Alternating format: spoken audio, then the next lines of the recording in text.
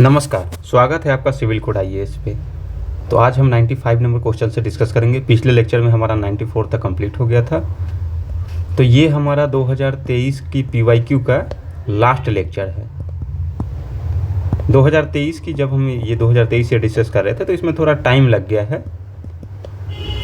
तो अगली जो हम लेक्चर करेंगे वो 2024 का ईयर रहेगा, तो उसमें टाइम कम लगेगा, उसको थोड़ी जल्दी से करेंगे, पर डिटेल इतना ही रहेगा। वैसे मैं एक बात बता दूं कि ये तो अलग एक प्लेलिस्ट है कि इतनी डिटेल्ड एनालिसिस की गई है 2023 का पीवाईक्यू की। 2023 ईयर का एक और लेक्चर रहेगा, उसमें 2 लेक्चर रहेंगे, एक और प्लेलिस्ट रहेगी जिसमें 2 से 3 घंटे का वो लेक्चर रहेगा। उसमें टोटल 1 से लेकर के 100 तक जो क्वेश्चन है उसकी थीम हम लोग एनालिसिस करेंगे और क्वेश्चन सॉल्व करने का वो मीडियम देखेंगे कि कैसे क्वेश्चन सॉल्व करें, उसकी ट्री कुछ है, क्या कॉन्सेप्ट है, एग्जाम में कैसे अप्लाई करें, वो सभी देखेंगे। तो वो 100 घंटे रहेगा, उसमें क्वेश्चन की रिवीजन जल्दी भी हो जाएगी और सारे क्वेश्चन को हम लोग एक बार बहुत कम टाइम में देख भी लेंगे। इससे फ़ायदा ये होगा कि एक तो आपका जो प्लेलिस्ट है वो डिटेल्ड वाली, वो डिटेल्ड आप देखो, जब सारी पीवाईक्यू कॉन्सेप्ट क्लियर हो जाए तो रिवीजन के लिए वो 2 से 3 घंटे की प्लेलिस्ट रहेगी। ठीक है, वो पिछले 4-5 दिनों में, आगे 4-5 दिनों में किसी दिन वो कर लेंगे। तो चलते हैं क्वेश्चन पे। 95 नंबर क्वेश्चन 2023 का है ये। क्वेश्चन कह रहा है कि खेल पुरस्कारों के संदर्भ में निम्नलिखित युग्मों पर विचार कीजिए। तो क्वेश्चन पूछ रहा है खेल पुरस्कार से। मेजर ध्यानचंद खेल रत्न पुरस्कार, फिर अर्जुन पुरस्कार और द्रोणाचार्य पुरस्कार, और उसकी कुछ विशेषताएं दी गई हुई है, और फिर है राष्ट्रीय खेल प्रोत्साहन पुरस्कार। कह रहा है उपर्युक्त में से कितने युग्म सही सुमेलित है। तो मेजर ध्यानचंद खेल रत्न पुरस्कार का क्या कह रहा है कि किसी खिलाड़ी द्वारा जो है पिछले 4 वर्षों में, 4 वर्षों की अवधि के दौरान जो है सबसे शानदार और उत्कृष्ट प्रदर्शन के लिए दिया जाने वाला जो खेल रत्न पुरस्कार है उसे मेजर ध्यानचंद खेल रत्न पुरस्कार कहते हैं, यानी पिछले 4 सालों में अच्छा प्रदर्शन किया हो। ठीक। अर्जुन पुरस्कार क्या कह रहा है कि किसी खिलाड़ी द्वारा जो है जीवन काल, यानी पूरे जीवन काल की उपलब्धियों के लिए दिया जाता है अर्जुन पुरस्कार। द्रोणाचार्य पुरस्कार उन प्रतिष्ठित प्रशिक्षकों, यानी जो ट्रेनर है, जो टीचर है, उनको सम्मानित करने के लिए जिन्होंने सफलतापूर्वक खिलाड़ियों या टीमों को प्रशिक्षित किया है।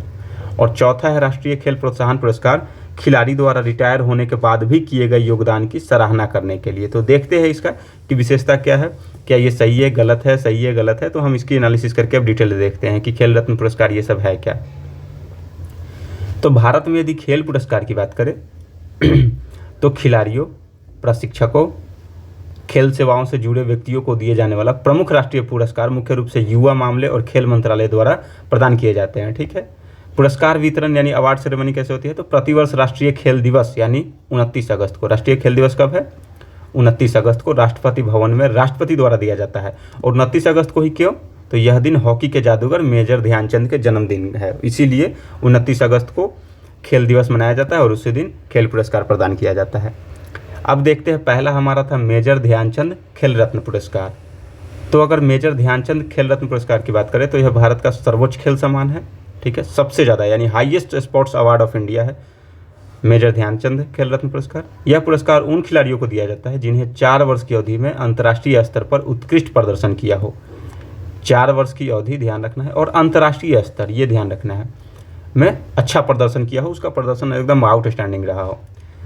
इसका नाम 2021 में हॉकी के महान खिलाड़ी मेजर ध्यानचंद के सम्मान में बदला गया था। पहले इसे राजीव गांधी खेल रत्न पुरस्कार कहा जाता था, 2021 में इसे मेजर ध्यानचंद खेल रत्न पुरस्कार कर दिया गया।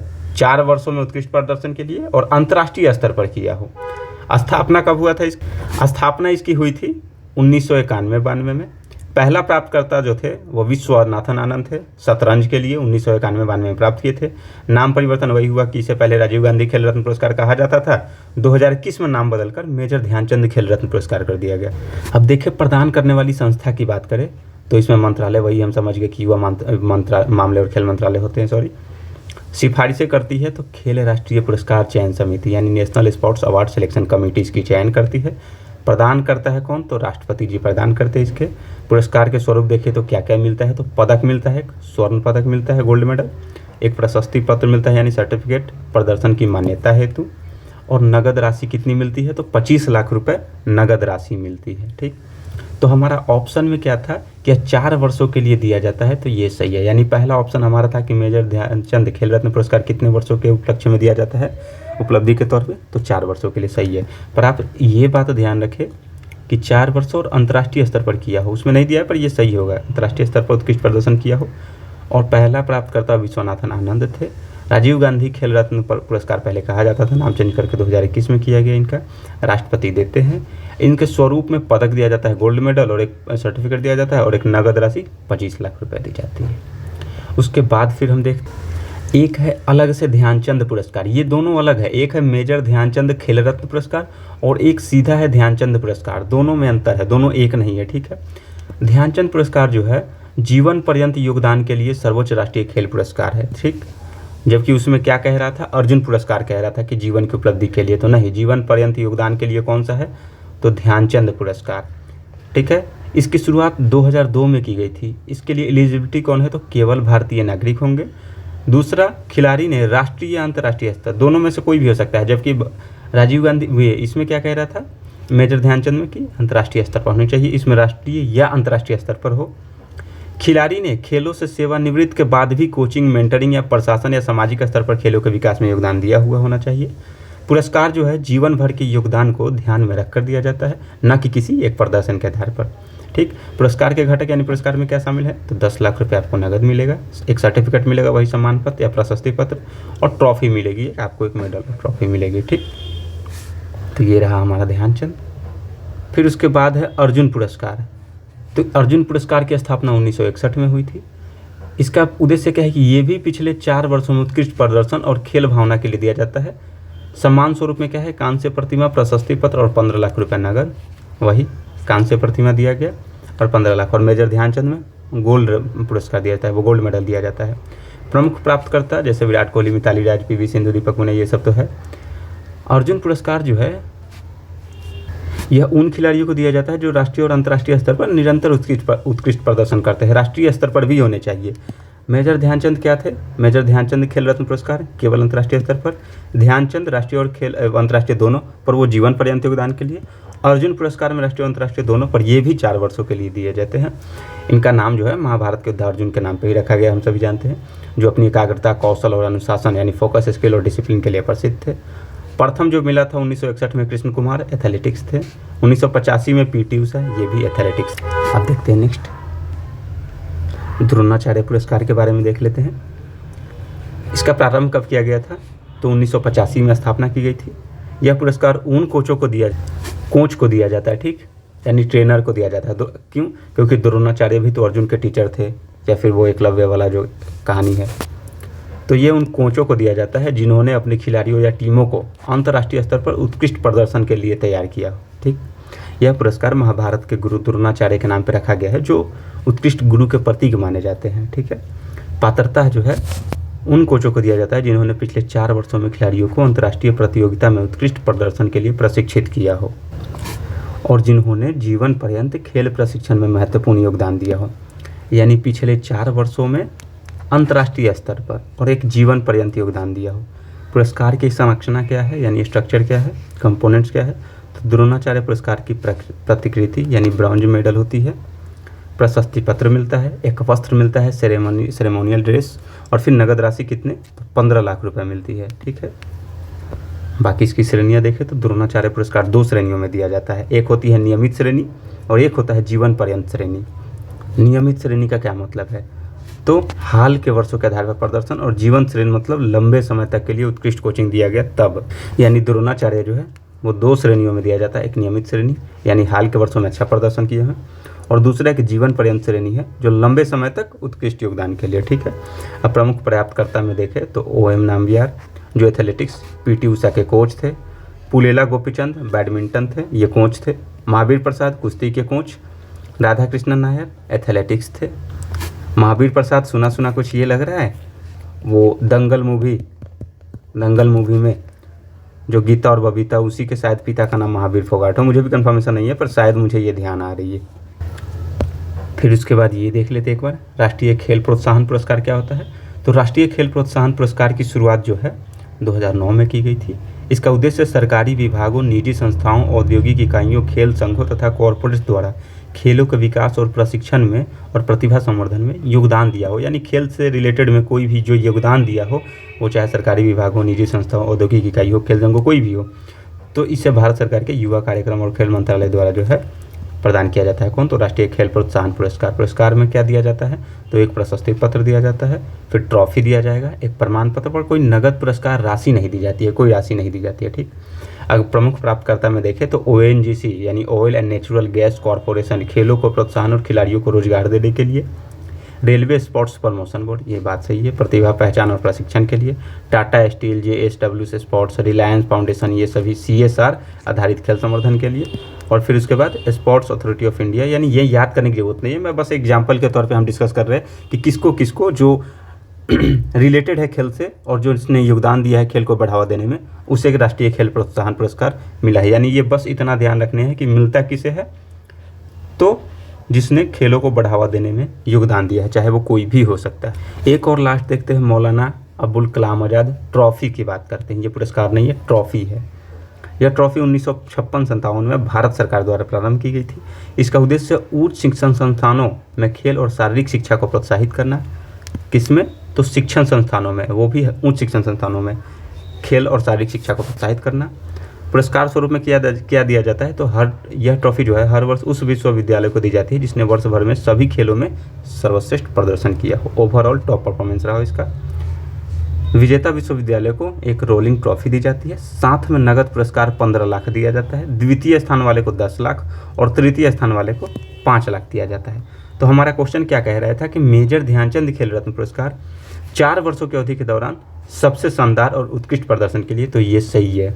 इसमें एक और बात ध्यान रखने योग्य है कि वो अंतर्राष्ट्रीय स्तर पर होनी चाहिए। ठीक, दूसरा है अर्जुन पुरस्कार, किसी खिलाड़ी द्वारा जीवन काल के लिए, तो नहीं, ये भी 4 वर्षों के लिए और प्लस में राष्ट्रीय और अंतर्राष्ट्रीय दोनों स्तर पर हो सकता है। ठीक, मेजर ध्यानचंद में गोल्ड मेडल दिया जाता है और इसमें कांस्य की प्रतिमा दी जाती है अर्जुन की, इसमें 25 लाख राशि दी जाती है और अर्जुन पुरस्कार में 15 लाख। द्रोणाचार्य पुरस्कार क्या है? तो उन प्रतिष्ठित प्रशिक्षकों को सम्मानित करने के लिए जिन्होंने सफलतापूर्वक खिलाड़ियों या टीमों को प्रशिक्षित किया है। तो ये बिल्कुल सही बात है, ये अर्जुन पुरस्कार वाली गलत है। राष्ट्रीय खेल प्रोत्साहन पुरस्कार जो खिलाड़ियों के मतलब खेलों में बढ़ावा देने के लिए, यानी योगदान दिया है खेलों को बढ़ावा देने के लिए, तो ये क्या कह रहा है कि खिलाड़ियों द्वारा रिटायर होने के बाद भी किए गए योगदान की सराहना देने के लिए। नहीं, रिटायर होने के बाद क्या, इसमें तो कोई भी संस्था, निजी संगठन जिन्होंने हमेशा या किसी भी टाइम खेलों में योगदान दिया हो खेलों को बढ़ावा देने के लिए। तो हमारा 4 भी गलत है, तो 1 और 3 सही है, यानी केवल 2।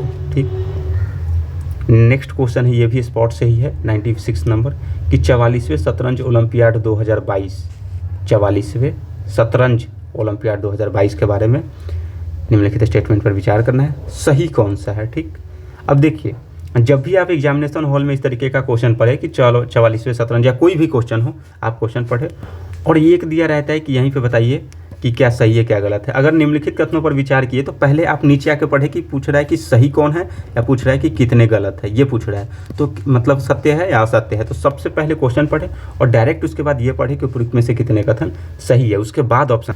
इससे फ़ायदा क्या होगा कि जब आप क्वेश्चन पढ़ लेंगे और जब ये आएंगे कि कितने कथन सही है, तो फिर आप इसमें जब पढ़ेंगे तो आपको उसी पे ध्यान जाएगा कि सही कौन है गलत कौन है। अब देखते हैं ऑप्शन।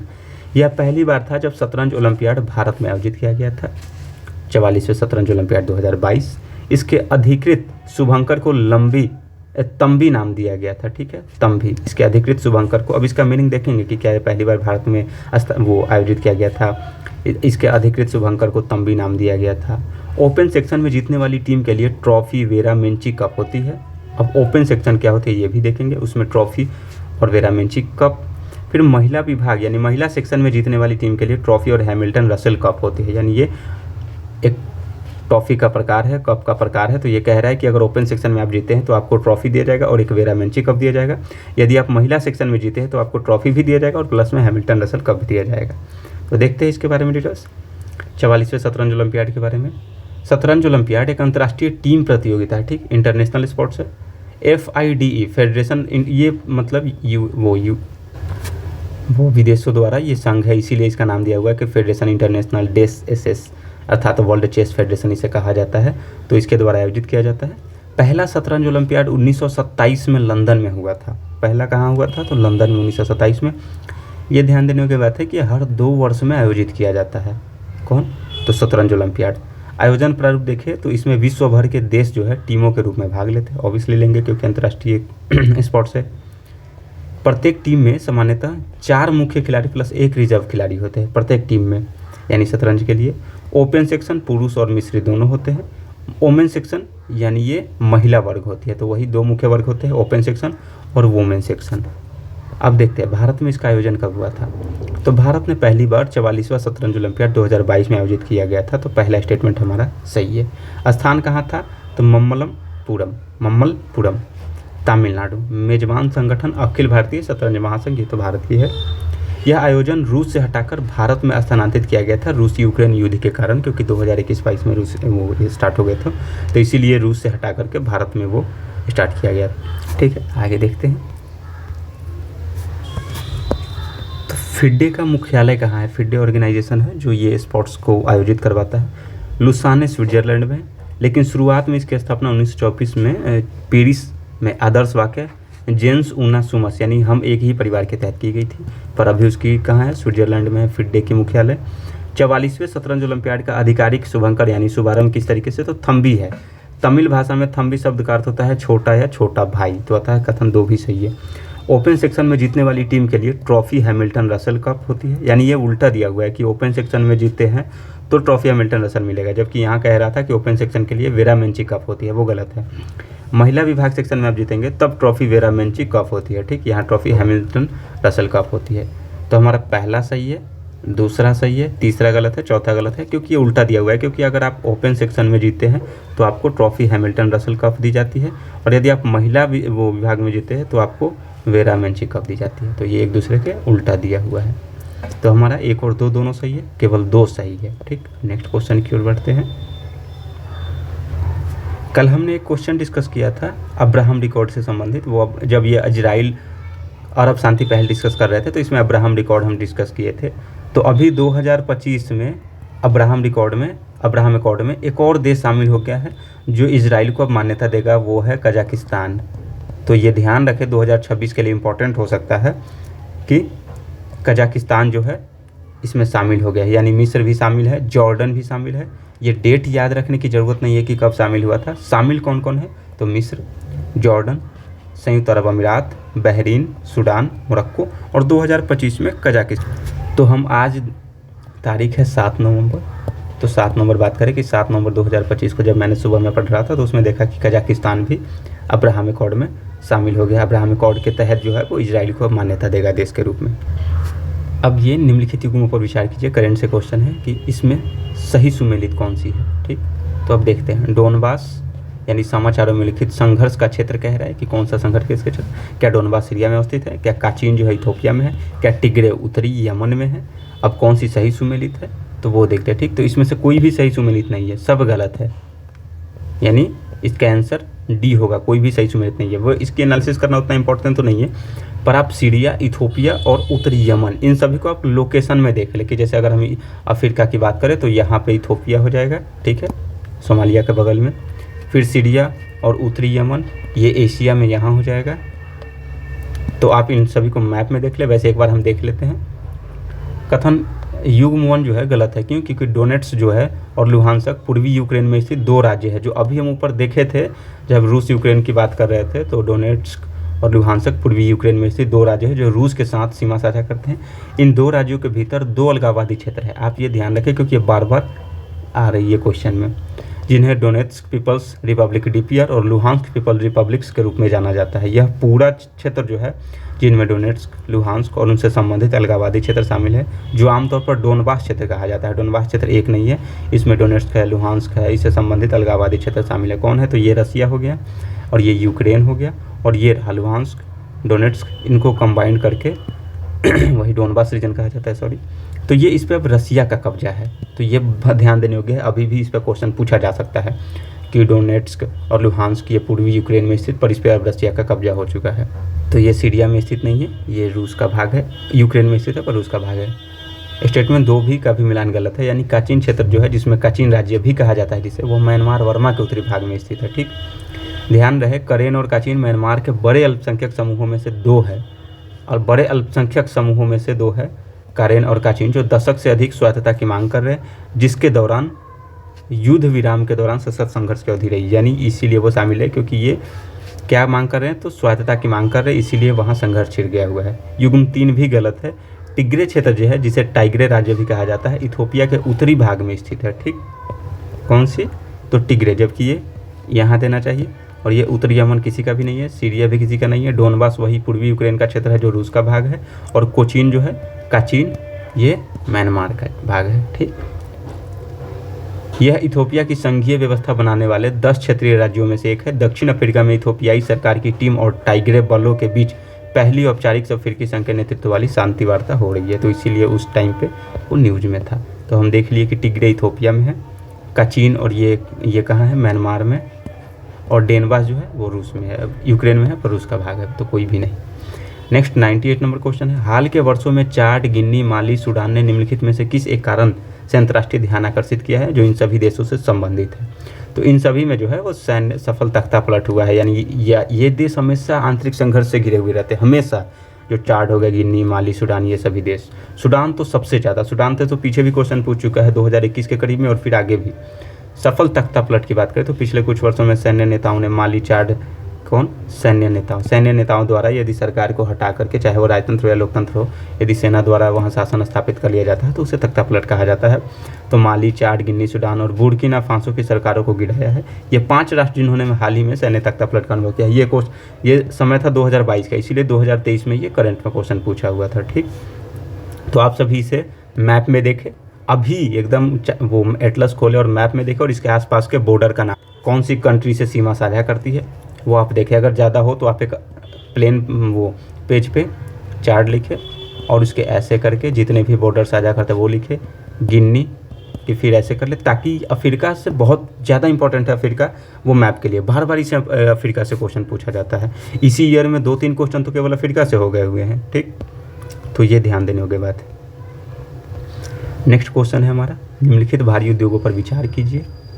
उपयुक्त में से कितने उद्योगों में वी कार्बन में हरित हाइड्रोजन की महत्वपूर्ण भूमिका होने की अपेक्षा है। यानी वी कार्बन यानी डीकार्बनाइजेशन, कार्बन को कम करना, हरित हाइड्रोजन यानी ग्रीन हाइड्रोजन की महत्वपूर्ण भूमिका होने की अपेक्षा है। यानी इसका कह रहा है कि ये उद्योग है और इसमें से कितनों में यदि हम ग्रीन हाइड्रोजन यूज करेंगे तो कार्बन कम हो जाएगा, यानी हरित हाइड्रोजन का यूज करेंगे तो कार्बन जो है वो कम हो जाएगा। तो इसी साल 2023 में क्वेश्चन नंबर 60 भी ग्रीन हाइड्रोजन से रिलेटेड क्वेश्चन है, तो उसमें हमने बहुत ही डिटेल्ड से एनालिसिस किए हैं। तो हम अभी केवल इस उद्योग पर चर्चा करेंगे, बाकी ग्रीन हाइड्रोजन से जितने भी रिलेटेड मुद्दे थे वो क्वेश्चन नंबर 60 में हम डिस्कस कर चुके हैं। ठीक, तो उसमें आप देख लीजिए, इन्वायरमेंट से रिलेटेड क्वेश्चन है, इसकी ज़्यादा डिटेल्ड हम वही एनालिसिस कर चुके हैं। अब देखते हैं इसमें कौन कौन सी ऑप्शन है। तो एक है उर्वरक उद्योग, तेल शोधक कारखाने और इस्पात संयंत्र। ठीक, अब इनमें से कितनों में यदि हम ग्रीन हाइड्रोजन यूज करेंगे तो कार्बन में कमी आएगी, कार्बन एमिशन में।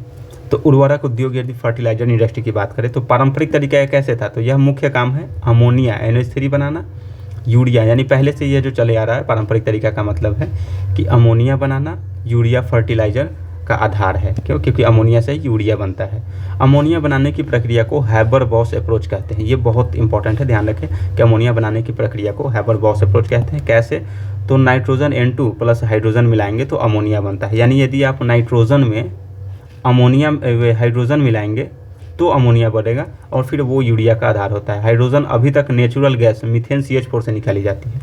अब ये नाइट्रोजन में जो हाइड्रोजन मिलाया जाता है वो कहाँ से निकाला जाता है, तो नेचुरल गैस मीथेन से निकाला जाता है, जिसकी वो CH4 होती है। इसे कहते हैं स्टीम मीथेन रिफॉर्मिंग, यानी SMR कहते हैं। इसमें CO2 निकलता है, प्रदूषण होता है, बहुत ज़्यादा CO2 निकलती है इसमें। हरित हाइड्रोजन का तरीका क्या है, तो अब हाइड्रोजन को जो है वो कहाँ से निकाला जा रहा था, तो मीथेन से। अब क्या करेंगे कि इलेक्ट्रोलाइसिस ऑफ, यानी वाटर को इलेक्ट्रोलाइज करके इलेक्ट्रिक करंट के माध्यम से हाइड्रोजन उत्पन्न किया जाएगा। Water plus electricity from solar या विंड से हाइड्रोजन और प्लस ऑक्सीजन उत्पन्न होगा। ठीक, तो ये हाइड्रोजन जो है ग्रीन हाइड्रोजन कहलाती है। क्यों? क्योंकि इसके उत्पादन में जो है नवीकरणीय ऊर्जा यानी नवीकरणीय स्रोत का इस्तेमाल किया गया है, तो इसमें कार्बन एमिशन 0 होता है। फिर वही हाइड्रोजन और नाइट्रोजन मिलकर अमोनिया बनाते हैं। यानी अमोनिया बनाने के लिए नाइट्रोजन के साथ हाइड्रोजन चाहिए। पहले वो हाइड्रोजन मीथेन से निकाला जाता है, अब क्या करना है, वो कोई नवीकरणीय स्रोत से वो उत्पन्न किया जाएगा हाइड्रोजन। जैसे मान लेते हैं कि किससे, तो सोलर हो गया, विंड हो गया, इन सभी स्रोतों से हाइड्रोजन को उत्पन्न किया जाएगा तो वो क्या कहलाएगा, ग्रीन हाइड्रोजन कहलाएगा, क्योंकि उसमें मीथेन नहीं होगा तो कार्बन उत्सर्जन नहीं होगा। तो अब उर्वरक बनाते समय CO2 नहीं निकलता, फर्टिलाइजर इंडस्ट्री बन गई है अब कार्बन फ्री। तो इसीलिए पहला स्टेटमेंट सही कि हाँ, उर्वरक उद्योग में यदि ग्रीन हाइड्रोजन का उपयोग करेंगे तो विकार्बनन हो सकता है, यानी कार्बन की कमी हो सकती है। फिर देखते हैं तेल शोधन उद्योग यानी ऑयल रिफाइनरी इंडस्ट्री। ठीक, पारंपरिक तरीका देखें तो रिफाइनरीज में कच्चे तेल को, जो क्रूड ऑयल है, उसको पेट्रोल, डीजल और LPG आदि में बदला जाता है। ठीक है, हाइड्रोजन यहाँ 2 प्रक्रियाओं में उपयोग होती है। अब इनमें कहाँ उपयोग होता है तेल शोधन कारखाना में, तो हाइड्रोट्रीटिंग यानी ईंधन से गंधक हटाने के लिए, सल्फर की मात्रा जो है हटाने के लिए वो हाइड्रोट्रीटिंग किया जाता है, हाइड्रोजन का उपयोग किया जाता है। और हाइड्रोक्रैकिंग यानी भारी तेल को हल्के उत्पादों में तोड़ने के लिए हाइड्रोक्रैकिंग किया जाता है। हाइड्रोजन यहाँ भी नेचुरल गैस यानी मीथेन से मिलती है, जिससे CO2 निकलती है। हरित हाइड्रोजन का तरीका क्या है कि अब वही हाइड्रोजन इलेक्ट्रोलाइसिस ऑफ वाटर से ली जाएगी, यानी वाटर का इलेक्ट्रोलाइसिस करेंगे। यह हाइड्रोजन पूरी तरह ग्रीन हाइड्रोजन होती है। अब इसे रिफाइनरी में प्रयोग किया जाता है, तो किसी भी चरण में कार्बन नहीं निकलता। प्रोसेस क्या है, तो यही प्रोसेस रहेगा कि भाई किसी भी नवीकरणीय स्रोत से हम ग्रीन हाइड्रोजन उत्पादन करेंगे। रिजल्ट क्या है, तो रिफाइनरी से निकले वाला ईंधन स्वच्छ होगा। पूरे ईंधन उत्पादन प्रक्रिया में कार्बन जो है 0 इमिशन होगा कार्बन का। ठीक, तो ये भी हो जाएगा। अब देखते हैं इस्पात उद्योग यानी स्टील इंडस्ट्री। पारंपरिक तरीका क्या है, स्टील बनाने के लिए जो है आयरन ओर Fe2O3 को गलाना पड़ता है। ठीक, आयरन ओर का मतलब होता है अयस्क, तो आयरन अयस्क का जो है गलाना पड़ता है। इसे पिघलाने और आयरन बदलने के लिए कोक कार्बन का उपयोग किया जाएगा। ये पारंपरिक तरीका है ही, जैसे Fe2O3 और 3 कार्बन, तो 2Fe निकलेगा और फिर 3CO2 निकलेगा, यानी यहाँ कार्बन इस्तेमाल करेंगे तो भी यहाँ कार्बन मोनोऑक्साइड, क्योंकि ये कोयला है। ठीक, इस प्रक्रिया में बहुत अधिक CO2 निकलती है। स्टील इंडस्ट्री विश्व की लगभग 7 से 8% जो है CO2 इमिशन करती है। अब हरित हाइड्रोजन का मेथड क्या है कि कोक की जगह है हाइड्रोजन गैस का उपयोग किया जाता है। हाइड्रोजन जो है आयरन ओर को रिड्यूस करता है, लेकिन CO2 की जगह वाटर वेपर H2O बनाती है, यानी आयरन ओर को रिड्यूस करेगा और लेकिन CO2 कार्बन डाइऑक्साइड की जगह है, ये वाटर वेपर इसे निकलती है। ठीक, इस प्रक्रिया को कहते हैं direct reduced iron DRI by hydrogen reduction. Result क्या है, स्टील बनता है लेकिन कोई कार्बन डाइऑक्साइड नहीं निकलती, इसे ग्रीन स्टील भी कहा जाता है। ये ध्यान देने योग्य बात है। अब स्टीम मीथेन रिफॉर्मिंग यानी वही SMR, यह सबसे आम औद्योगिक तरीका है, जिसमें अब हम देखते हैं कि मीथेन से हाइड्रोजन कैसे तैयार किया जाता है, यानी स्टीम मीथेन रिफॉर्मिंग। एक ये बस प्रोसेस समझ लेते हैं कि प्रक्रिया क्या है। तो मीथेन प्लस जलवाष्प की अभिक्रिया कराया जाता है। रासायनिक समीकरण क्या है ये याद नहीं है इसकी। क्या होता है, जैसे मीथेन को भाप के साथ मिलाया जाता है। ठीक, मीथेन यह मिश्रण बहुत उच्च तापमान यानी 700 से 1000 डिग्री सेल्सियस पर निकेल उत्प्रेरक की उपस्थिति में रिएक्टर में डाला जाता है। परिणाम स्वरूप जो है कार्बन मोनोऑक्साइड और हाइड्रोजन गैस बनती है। यानी अगर देखें तो मीथेन और वाइपर यानी वाष्प को, जलवाष्प को ये मिलाया जाएगा तो कार्बन मोनोऑक्साइड और हाइड्रोजन निर्माण होगा उसमें। वही हाइड्रोजन का इस्तेमाल किस चीज़ के लिए किया जाता है, तो वही उर्वरक संयंत्र में, जैसे नाइट्रोजन में मिलाएंगे तो अमोनिया बन जाएगा, फिर तेल शोधक कारखाने में, संयंत्र में, इन सभी में, क्योंकि हाइड्रोट्रीटिंग और हाइड्रोक्रैटिंग किया जाता है। चरण 2 यदि देखें तो जल गैस शिफ्ट अभिक्रिया या वाटर गैस शिफ्ट रिएक्शन, यानी रासायनिक कार्बन मोनोऑक्साइड फिर H2O तो CO2 फिर H2O। कार्बन मोनोऑक्साइड को भी फिर अगर H2O देंगे, अगर वो वाष्प देंगे जलवाष्प, तो फिर CO2 उत्सर्जन होगा और H2 बनेगा, हाइड्रोजन बनेगा। तो क्या होता है, पिछले चरण में बना CO2 कार्बन मोनोऑक्साइड और भाप निकलकर CO2 कार्बन डाइऑक्साइड और अतिरिक्त हाइड्रोजन बनाते हैं। इससे हाइड्रोजन की मात्रा बढ़ जाती है। ठीक, हाइड्रोजन का शुद्धिकरण किया जाता है लास्ट में। अब गैस मिश्रण को H2CO2 और कुछ अशुद्धियाँ होती है, इसे प्रेशर स्विंग एडजॉर्प्शन के माध्यम से जो है गुजारा जाता है। परिणाम क्या होता है कि शुद्ध हाइड्रोजन गैस 99% प्राप्त हो जाता है। समस्या क्या है, तो इस प्रक्रिया से काफ़ी मात्रा में CO2 निकलती है, इससे ग्रीन हाउस गैस उत्सर्जन होता है।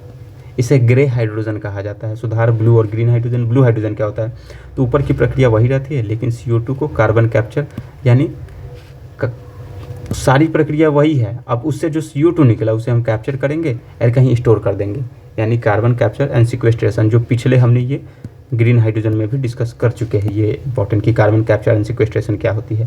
क्वेश्चन भी पूछा है विविक्ति भवन वाला। ग्रीन हाइड्रोजन यानी हाइड्रोजन इलेक्ट्रोलाइसिस से बनाया जाता है, जो पानी को बिजली से तोड़कर, इसमें CO2 नहीं निकलती है। तो हमारा ये तीनों ऑप्शन सही है कि हाँ, उर्वरक संयंत्र में भी, तेल शोधक कारखाने और इस्पात संयंत्र में भी। और ये क्वेश्चन ऐसे भी सॉल्व किया जा सकता था, मतलब अगर नहीं भी आइडिया था, क्यों ऑब्वियसली बात है ग्रीन हाइड्रोजन किसी में भी यूज करेंगे तो कहीं ना कहीं वो यूज हो ही जाएगा, और उसमें CO2 की मात्रा में तो कम करता ही है, तो उर्वरक संयंत्र में कहीं ना कहीं हो ही जाएगा, तेल शोधक में हो जाएगा, इस्पात संयंत्र में भी हो जाएगा ग्रीन हाइड्रोजन का। अब ये देखते हैं भारी उद्योग की बात कर रहा था कि भारी उद्योग का क्या मतलब होता है कि निम्नलिखित भारी उद्योग, तो इसके सभी सही है, तो सभी 3 जिसमें हरित हाइड्रोजन यूज करने पे कार्बन उत्सर्जन कम हो सकता है। अब भारी उद्योगों की बात करें तो वे उद्योग जो बड़े पैमाने पर संसाधनों का उपयोग करते हैं, कार्बन एमिशन ज़्यादा करते हैं, ठीक, जैसे फर्टिलाइजर, तेल शोधन, इस्पात, ये तो दिया ही हुआ है। विकार्बनीकरण यानी डीकार्बोनाइजेशन क्या होता है, इसका मतलब है ऐसे तरीके अपनाना जिनसे कार्बन डाइऑक्साइड जो है उत्सर्जन कम हो सके, यानी उद्योग को कम कार्बन या शून्य कार्बन बनाना, ठीक है। अब स्टेप 3 हरित हाइड्रोजन। हाइड्रोजन जो पानी के विद्युत अपघटन से बनाई जाती है या बिजली नवीकरणीय स्रोतों से आती है। यही नवीकरणीय स्रोत कौन सी, सोलर हो गया, विंड हो गया, जैसे सोलर से, सूर्य से जो प्रकाश आने वाली है वहाँ सोलर लगा दिए, उससे एनर्जी मिला, तो वो क्या है, वो उससे जो होगा जिस हाइड्रोजन का निर्माण करेंगे वो ग्रीन हाइड्रोजन कहलाएगा। अब वो कहीं कहीं देखते हैं कि ऐसे ऐसे लगी रहती है विंड, वो नचते रहता है, तो उससे जो है हम करंट उत्पन्न करते हैं, उससे हाइड्रोजन हम निर्माण करते हैं पानी से, तो वो भी ग्रीन हाइड्रोजन कहलाएगा। प्रश्न का मूल आशय क्या था, तो वही था कि यह 3 भारी उद्योगों में कौन कौन से ऐसा है जहां ग्रीन हाइड्रोजन का इस्तेमाल करके कार्बन एमिशन कम किया जा सकता है, अर्थात कौन कौन से उद्योग हाइड्रोजन पर निर्भर है या भविष्य में हाइड्रोजन से फॉसिल फ्यूल को रिप्लेस करके कम उत्सर्जन वाले बन सकते हैं। तो हमारा तीनों ऑप्शन था, ठीक। अब लास्ट क्वेश्चन है हमारा 100 नंबर क्वेश्चन, नंबर ऑफ है 100। G20 के बारे में पूछ रहा है कि निम्नलिखित कथनों पर विचार कीजिए और कौन से सही है, यानी सही पूछ रहा है। G20 समूह की मूल रूप से स्थापना जो है वित्त मंत्रियों और केंद्रीय बैंक के गवर्नरों द्वारा अंतर्राष्ट्रीय आर्थिक और वित्तीय मुद्दों पर चर्चा के मंच के रूप में की गई थी। यानी जब सबसे पहले इसका स्थापना किया गया था तो इसका उद्देश्य क्या था कि अंतर्राष्ट्रीय आर्थिक और वित्तीय मुद्दों पर चर्चा करना, और किसके द्वारा, तो वित्त मंत्रियों और केंद्रीय बैंक, यानी बहुत सारे देशों के वित्त मंत्री और केंद्रीय बैंक द्वारा मिलकर किया गया था। डिजिटल सार्वजनिक बुनियादी ढांचा भारत की G20 की प्राथमिकताओं में से एक है। कब हुई थी G20, तो भारत में 2023 में हुई थी, इसीलिए 2023 में G20 से क्वेश्चन पूछना तो लाजमी बात है। तो दोनों वो स्टेटमेंट सही है, यानी ये पहला भी सही है और दूसरा भी सही है। देखते हैं G20 की बात करें तो स्थापना जो है 1999 में की गई थी। उद्देश्य क्या था, तो वैश्विक आर्थिक स्थिरता सुनिश्चित करना और वित्तीय संकटों से निपटना। प्रकृति यह कोई संधि आधारित अंतर्राष्ट्रीय संगठन नहीं है बल्कि औपचारिक मंत्र है, या माने कोई संधि नहीं है, इनफॉर्मल फोरम है, ठीक, अनौपचारिक मंच है।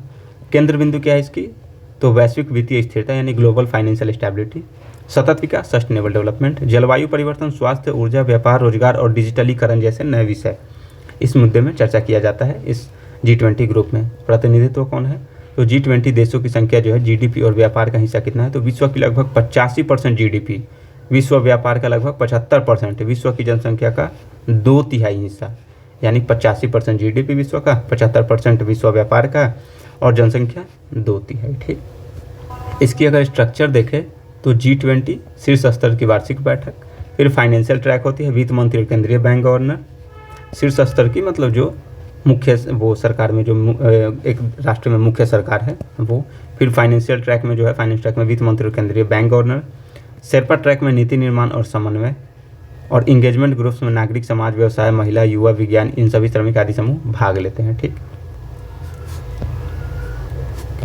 आगे देखते हैं इसकी भारत और G20 की बात करें तो भारत की अध्यक्षता 2023 1 दिसंबर 2022 से 30 नवंबर 2023 तक हुई थी। थीम क्या था, तो वसुधैव कुटुंबकम यानी one earth, one family, one future. ये कहाँ से लिया गया है, तो एक संस्कृत है कि उदार चरिता नाम, तो वसुधैव कुटुंबकम यानी उदार हृदय वालों के लिए सारा संसार ही अपना परिवार, इसका अर्थ होता है। तो क्या थीम था, one earth, one family, one future. Agenda क्या था, तो ग्रीन डेवलपमेंट करना, डिजिटल पब्लिक इंफ्रास्ट्रक्चर, महिला नेतृत्व, जलवायु वित्त और बहुपक्षीय संस्थाओं में सुधार। तब 5 एजेंडा था भारत का, जिसमें से एक क्या था, डिजिटल पब्लिक इंफ्रास्ट्रक्चर। तो दूसरा स्टेटमेंट हमारा क्या कह रहा था कि डिजिटल सार्वजनिक बुनियादी ढांचा भारत की G20 प्राथमिकताओं में से एक है। बिल्कुल सही बात है कि 5 था, उसमें से एक ग्रीन डेवलपमेंट, एक डिजिटल पब्लिक इंफ्रास्ट्रक्चर यानी डिजिटल आधारभूत संरचना, महिला नेतृत्व, जलवायु वित्त और बहुपक्षीय संस्थाओं में सुधार। सम्मेलन नई दिल्ली भारत मंडपम प्रगति मैदान में हुआ था। यह पहली बार था जब भारत ने G20 समिट की मेजबानी की थी। भारत के प्रमुख योगदान क्या है, तो ग्लोबल बायोफ्यूल्स अलायंस की शुरुआत की, यानी भारत, अमेरिका, ब्राजील द्वारा ग्लोबल बायोफ्यूल अलायंस, ठीक। अफ्रीकी संघ को G20 का स्थायी सदस्य बनवाने में भारत की प्रमुख भूमिका। डिजिटल पब्लिक इंफ्रास्ट्रक्चर जैसे UPI, आधार, कोविन को मॉडल के रूप में प्रस्तुत किया, तो यही हमारा दूसरा ऑप्शन था, तो सही है। लाइफ यानी life style for environment mission को वैश्विक स्तर पर बढ़ावा दिया, ठीक है। तो हमारा दोनों सही है। बाकी हम ऑप्शन 1 की एनालिसिस करते हैं कि G20 की स्थापना 1999 में हुई थी। इसे वित्त मंत्रियों और केंद्रीय बैंक के गवर्नरों के लिए एक अंतर्राष्ट्रीय आर्थिक मंच के रूप में बनाया गया था। उद्देश्य था 1997-98 के एशियाई वित्तीय संकटों के बाद वैश्विक वित्तीय स्थिरता पर सहयोग बढ़ाना। बाद में जो है 2008 से इसे नेताओं के शिखर सम्मेलन के स्तर पर भी ले जाया गया। तो पहला स्टेटमेंट हमारा क्या है, सही है। अब दूसरा क्या है कि भारत की G20 अध्यक्षता जो है 2023 की 5 प्राथमिकताएं थी, जिनमें एक प्रमुख प्राथमिकता क्या थी, तो वही accelerated inclusive and resilient growth through digital public infrastructure. यानी भारत ने अपने UPI आधार कोविड-19 के समय ये पोर्टल बनाया गया था, कोविन डिजी लॉकर, जिसमें आप अपने सभी डॉक्यूमेंट्स रख सकते हैं। जैसे डिजिटल प्लेटफॉर्म्स को ग्लोबल मॉडल के रूप में प्रस्तुत किया जाता है। तो हमारा स्टेटमेंट 1 और 2 दोनों सही है। बाकी हम G20 के बारे में भी समझ गए, तो 1 और 2 दोनों सही। ये हमारा लास्ट क्वेश्चन है 2023 की पेपर का। अब हम अगले बात कर लेते हैं कि अगले 2024 की पेपर हम डिस्कस करेंगे, इसी तरीके से डिस्कस करेंगे। तो इसके अलावा एक तो चल रही है कि एक डिटेल्ड एनालिसिस चल रही है, एक चलेगी शॉर्ट में। इसमें हम कॉन्सेप्ट समझ रहे हैं, पर हम शॉर्ट में क्या करेंगे, उसकी थीम समझेंगे एंड क्वेश्चन सॉल्व करने का ट्रिक देखेंगे। क्योंकि हर नॉलेज को आप गेन करके नहीं रख सकते कि भाई इतना नॉलेज है, इतने क्वेश्चन में कुछ ऐसे क्वेश्चन है जो बनेगा भी नहीं। जैसे वो गुप्त बात अधिनियम दिया हुआ था, बहुत सारे क्वेश्चन 2023 का तो वैसे भी पेपर टफ था। तो हम थीम और ट्रिक देखेंगे कि कैसे, और ये मैक्सिमम 3 से 100 क्वेश्चन हम 4 घंटे के करीब में कंप्लीट कर लेंगे। और ये तो हमारा कम से कम 6-7 घंटे तो लग ही गए होंगे, 8 घंटे। तो पर ये देखना भी बहुत ज़रूरी है 2023 की डिटेल्ड जो है। क्यों? क्योंकि इससे आपका जो भी रिलेटेड, अब जैसे G20 से सारी आपकी वो मुद्दे जितने भी उससे रिलेटेड टॉपिक है क्लियर हो गए। अब ग्रीन हाइड्रोजन पे अगर बात करें तो उस पर भी सारी टॉपिक क्लियर हो गई, सारे उससे रिलेटेड जितने भी उसका विश्लेषण है वो क्लियर हो गया। इसमें शॉर्ट में हम क्या देखेंगे कि इसकी बस एनालिसिस करेंगे, कि टू द पॉइंट बात करते चलेंगे और उसे बस समझते चलेंगे एक रिविज़न के लिए। ठीक है, तो अगला हमारा 2024 से स्टार्ट होगा। आप सभी यहाँ तक अंत तक देखे बने रहे, इसके लिए धन्यवाद, शुक्रिया।